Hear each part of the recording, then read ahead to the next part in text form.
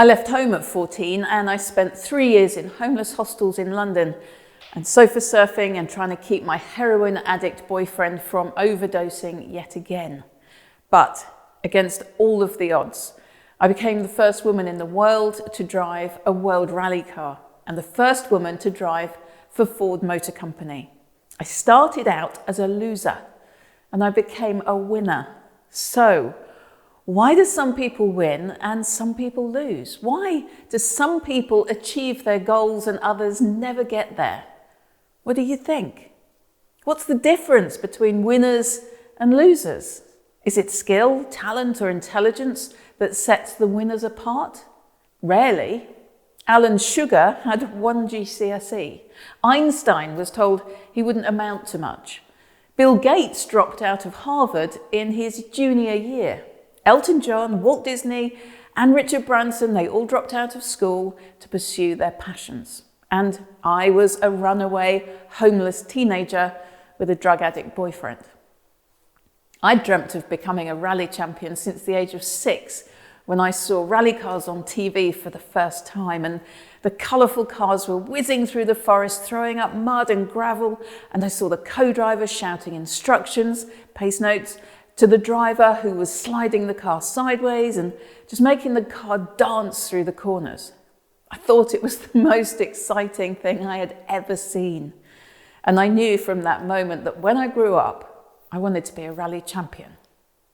When you were a kid, what did you want to be? Ballet dancer? Train driver? Astronaut? And did you do that? Or did life get in the way? I had no chance of my dream becoming a reality.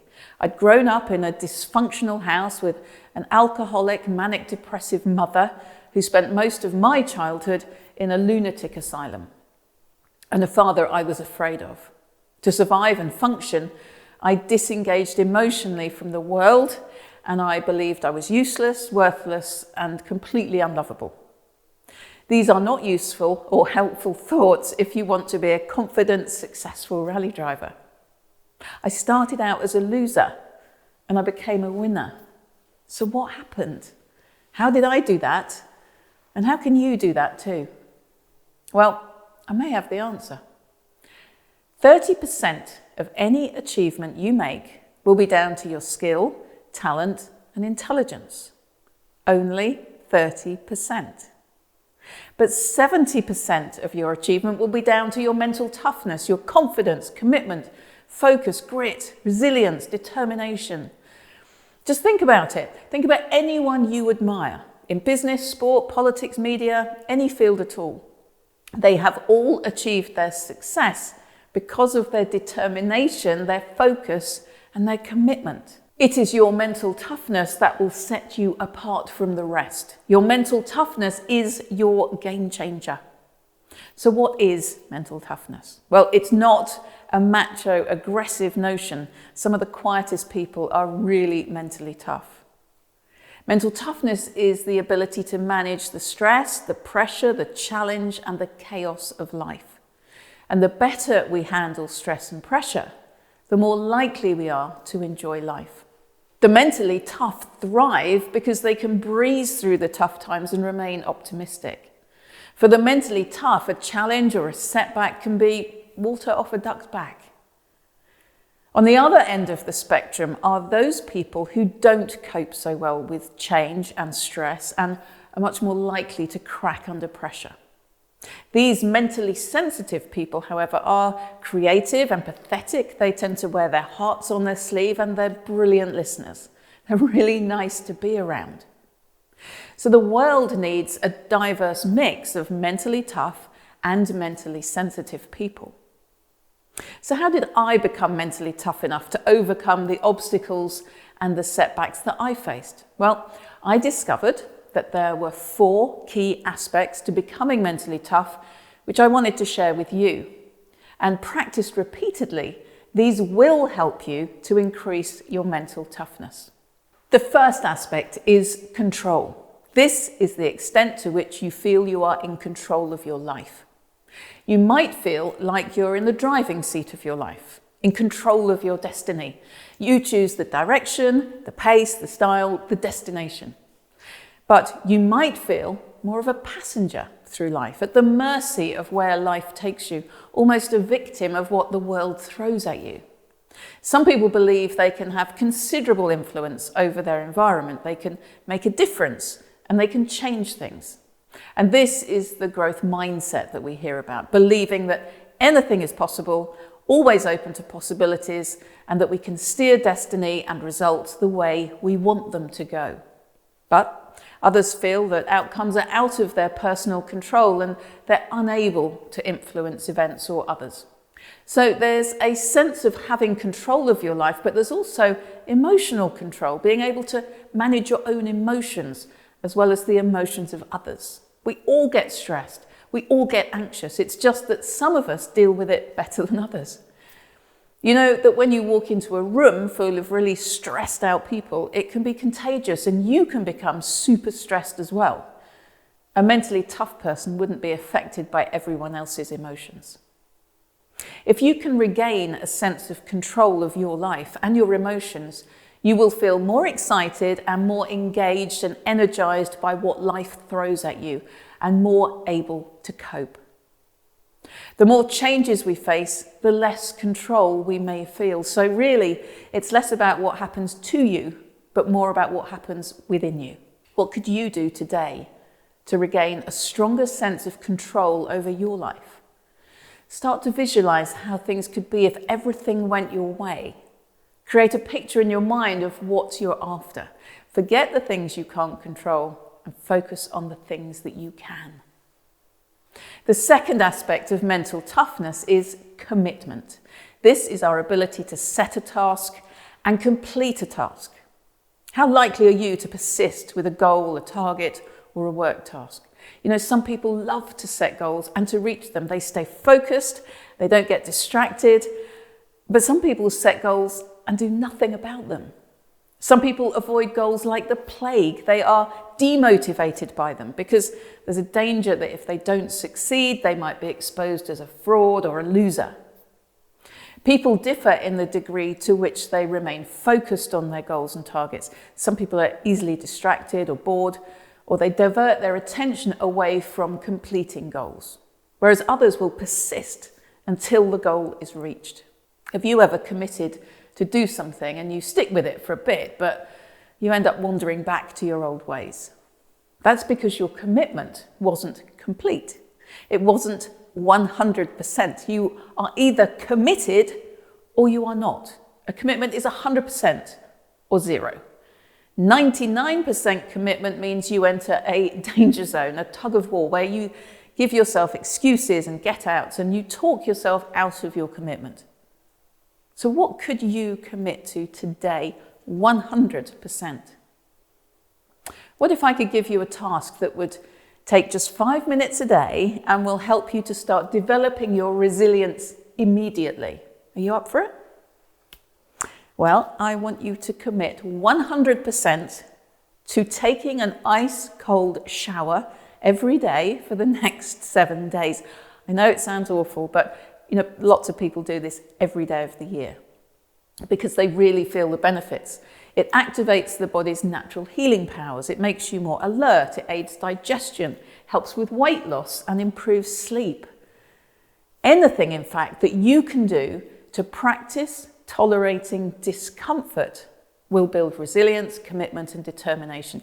Please give it a go and stick with it because you will thank me. The third aspect of mental toughness is challenge. People really differ in how they approach a challenge or a setback. Some people, when faced with a challenge, will immediately see the threat in it, the problems and the difficulties. But a mentally tough person will consider every challenge or problem that they face as an opportunity. They'll get excited at the prospect of turning a challenge into something exciting, a chance to try something new, discover something new. And they'll thrive on the prospect of flipping it around and winning or just coming out on top. Things won't always go your way, but there is always something to be learnt from whatever happens. Taking learning from every experience is so important. Sport, of course, is notorious for teaching us all about failure and disappointment. And in rallying, they say, if you're not crashing, you're not trying hard enough. And what they mean is that you have to push yourself and the car to find your limit, to uncover your as yet unknown ability. And needless to say, I have had my fair share of crashes in pursuit of finding my limit. Lastly, there is confidence. Most of us want more confidence. But of course, confidence is intangible. You can't see it, you can't hold it, you can't photograph it, but you can sense it and you can feel it. People will make a judgment about your confidence in half a second, and that will influence how they deal with you. If they sense nervousness in you, they may find it hard to trust you. People with high levels of confidence have a strong sense of self-belief. Be warned though, you can be too mentally tough. You can have such high levels of self-control that you're hard to read and no one knows what you're thinking or feeling. You might be so focused that you don't listen to anyone else and you maybe miss out on some amazing ideas. With so much uncertainty, lots of people are losing confidence right now. We lack self-confidence and we can be intimidated by confident people. But your skill and your experience will almost certainly be greater than you give yourself credit for. You can have confidence in your ability. I have self-belief. I believe I can. But it's also important to develop interpersonal confidence, being around other people. I can influence others, ask questions, argue my corner, speak up and speak out. Looking back, I'd been developing my mental toughness since I was a small child, without even realizing it. I grew up holding beliefs that I was worthless, useless, unlovable, and I disconnected from the world emotionally. I hit rock bottom in London, and after years in homeless hostels, I just wanted to check out of life. But rock bottom can be a great place to bounce back from. My childhood dream of becoming a rally champion would have stayed just that if I hadn't lied and borrowed some money to spend half a day at a rally school. That day changed my life. 12 years later, I became the first woman in the world to drive a world rally car and the first and the only woman to drive for Ford. I developed my confidence, commitment, resilience, and sense of control of my life. I developed my mental toughness, and you can do that too.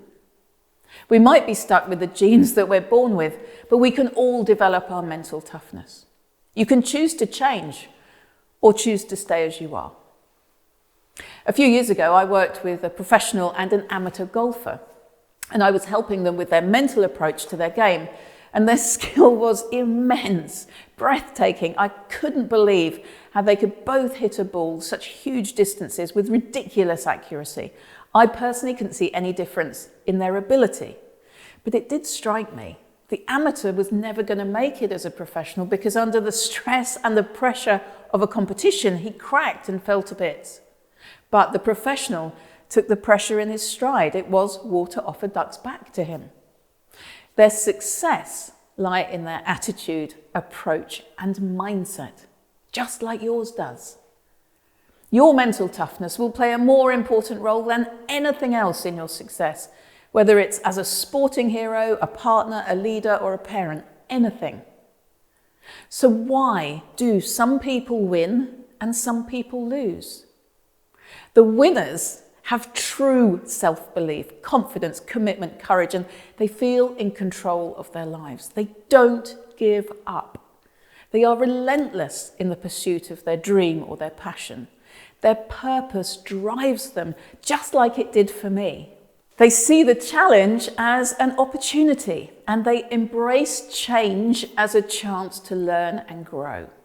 They learn something valuable from everything that happens to them. They are mentally tough. What could you achieve if you were able to better manage the stress and the pressure of life as a confident, committed, focused, and determined person? Imagine what would happen if you developed your mental toughness.